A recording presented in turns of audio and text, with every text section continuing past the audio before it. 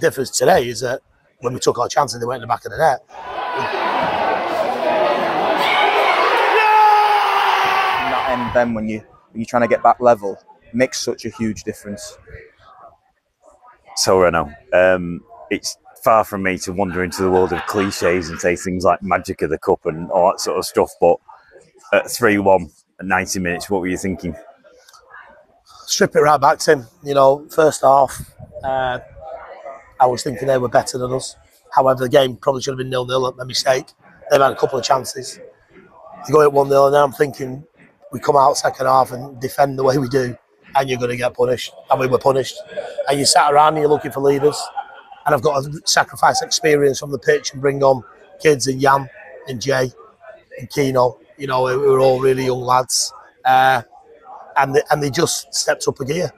And I just thought, I said to Mike Faulkner, kind of when we scored the first one, I went, here we go. You know what? I went, it's just FC United. This is what we do. And, you know, that's no excuse for the prior 75 minutes, but I was thinking there was still a chance and we get back to 3-2, and there's just that belief, isn't there? But we can't do it without the fans, Tim. The fans are unbelievable. I'm not standing here because we've drawn 3-0. This set of fans, whether or not it's me as manager, it's somebody else manager, whether or not it's they're just incredible. And that noise that comes from the main stand, that comes from the SMRE, it really is our 12th man. That's the cliche bit.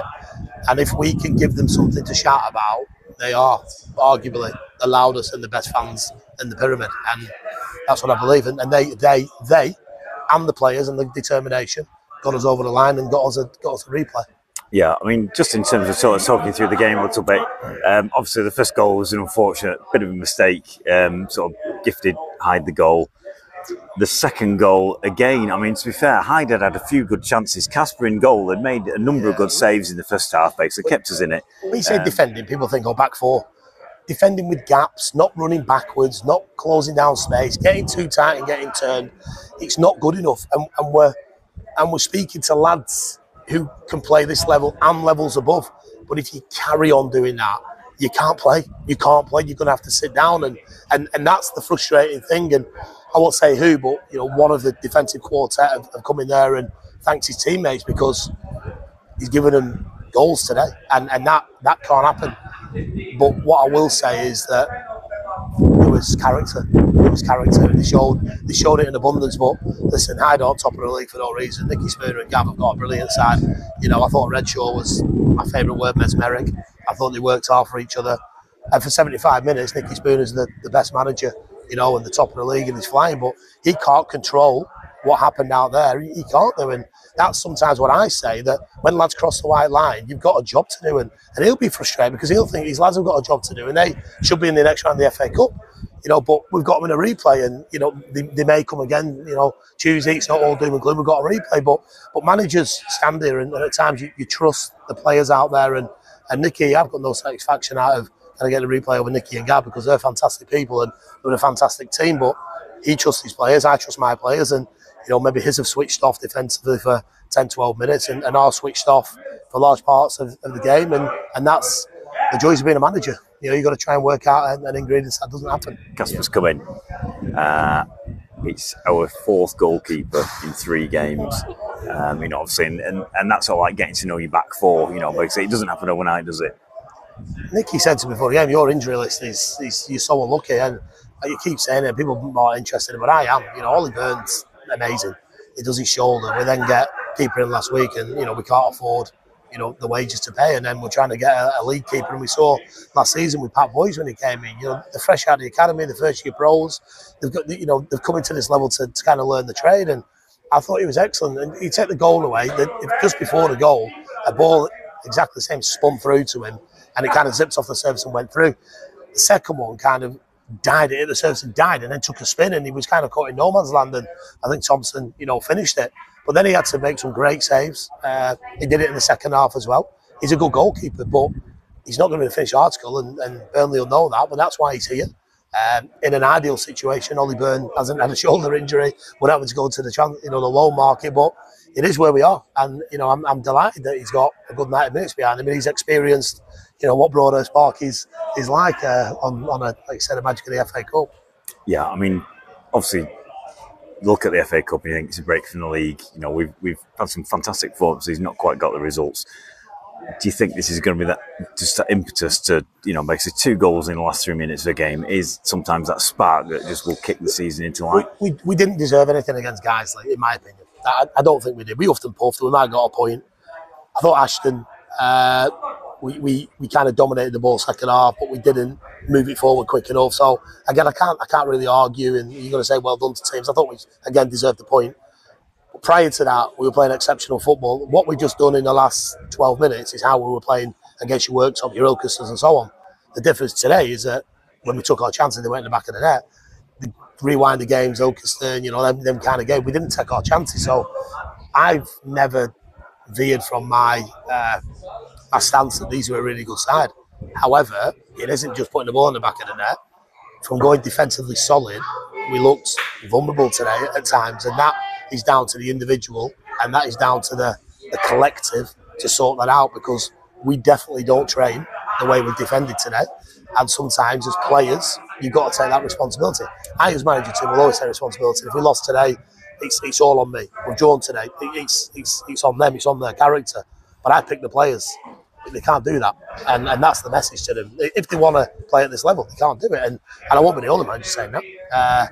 However, you know, when I look back at this last week, the Guiseley, your Ashtons, and today, the defenders have been really poor, and we've got to be better.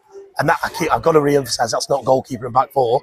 That's as a collective unit, and we know, and we've got to address it. Yeah, well, it's, you know, basically we've been given a gift, which is basically a second chance, a second bite of the cherry. Going to Hyde, it's not going to be an easy game, but the momentum, hopefully, the lads look pretty pleased. Football games last 90 minutes or 94 minutes today. You're never out, you know, you're never down and out. There was times last season, your Marines, your Radcliffe, your Warrington Rounds, we were down and out. We didn't have that kind of that character, that togetherness. Team's got character, team's got togetherness. Still learning to play with each other. Curtis Jones fresh back in today. Donahue back in today. Jordan Preston's learning his teammates. And, you know, what I won't take away is that magic that they've just got in there. You know, they're absolutely over the moon. And now they know what it means to play for FC United, because that's the noisiest I've heard this set of fans. And we've got to give them that. We can't give them that tribe. You know, when we're giving goals away, we can't do it. And that will be on me. Doesn't matter if they make a mistake, that's on me. And I've got to own that. And I've either got to try and address it and get us back defensively, or you look to bring somebody else in, which isn't what we want to do, because you've got good players there. But you can't do that. And I keep saying that message. So we have got a lifeline. You know, we will go again on Tuesday against the really talented Hyde side, you can say, on the 4G or 3G, with the players of Jack Redshaw's quality out there. But we've just got to grab our balls, if you will, for want of a better word, Tim, and step up, cross the white line and be counted. Because Jay Fitzmartin, when he came on today, is exceptional. But he was on the bench for a reason. And he knows why he was on the bench. And he's got to bring that. And when he brings that, he's one of the best wingers in the league. And Dante Gabino looking at the bench for 20 minutes to go. Am I coming off? Last 20 minutes, he's got to bring that. We've got the talent, but the mindset of the individual has got to come out. And it's got to come out when you cross that white line. And if it does, we'll be all right. And if it doesn't, it's on me. You know, and that's all you can say to him. But I went through a range of emotions, sat down, stood up. But, you know, you can see at the end of the game, every single lad hugged me. Everyone got round us, you know, in that dressing room. Everyone kind of just grabbed hold of me. And, you know, we're all playing for each other. We're all right behind each other. And, you know, it's easy to kind of call us out when things don't go well. But what I've got is a dressing room that's right behind each other that maybe at times it doesn't go for. But we're mates, we're managers, we're coaches. We stick together. And you can see today, we stick together. If we've got that belief, we've got that togetherness, we'll be all right. We'll be all right, Tim. Okay, fantastic. Well, pause for breath and then straight back at it Tuesday away at Hyde, obviously, and then Saturday we'll welcome Baseford in the league. But until then, see you Tuesday. I think Liv's looking for me. She wants to put the blood pressure monitor on me, I think, Tim. So listen, that's why we're in it. So I'll see you everyone Tuesday, and thanks for the tremendous support today. So Jordan, dramatic end to the game there at 3-0. What did you think?